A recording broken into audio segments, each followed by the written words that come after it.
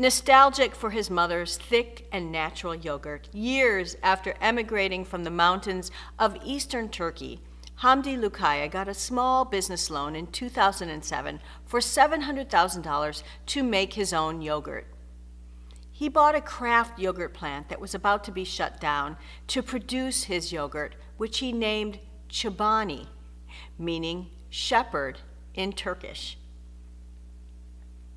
Taking care of employees, using natural ingredients, and doing good in the world are the values of the multi-billion-dollar Chobani company. What makes Lukaya inspirational is how he personally takes his business. For example, during the first 5 years of his operation, people who expressed any kind of dislike for his yogurt, for whatever reason, received a surprising and very human phone call from Lukaya, who wanted to make it right for them. Lukaya takes the high road in more ways than one. He extends his personal commitment to his employees. An inclusive and compassionate leader, he's given every employee a 10% stake in the company. Lukaya has the attributes of a growth by generosity leader. He is also, like every one of the great leaders we have highlighted in this course and in my book, reflective and grounded by the experiences of his childhood and of his mother. In an interview with Fast Company, he said, "There is not a day that goes by that I don't travel back to my childhood."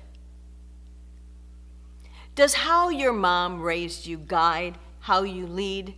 Does what you learned as a child, those behaviors, guide your gestures and your organization?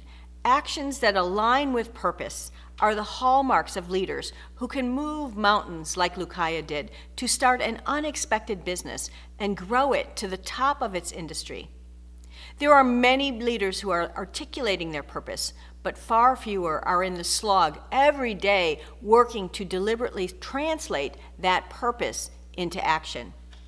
Southwest CEO Gary Kelly, for example, proved he is one of those kinds of leaders when he made a commitment that Southwest Airlines would no longer sell more tickets than it had seats, not even one.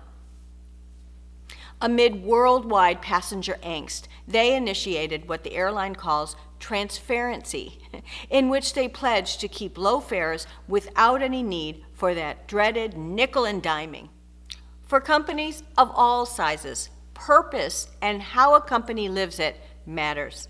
Shane Green, who wrote the great book Culture Hacker, states that more than 50% of employees leave within the first year of their roles because they don't see their company's stated purpose lived out in the workplace. Would you make a promise to your mom and then break it? Of course you wouldn't. The Deloitte Millennial Study in 2017 validates Green's findings that purpose matters. This consumer group of millennials in particular seek companies whose actions and behaviors display values congruent with their own.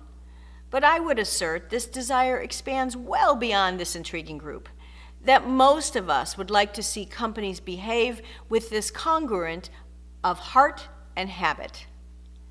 This is our opportunity to deliberately connect the dots between why a company states that it is in business and its actions to live that in its promise.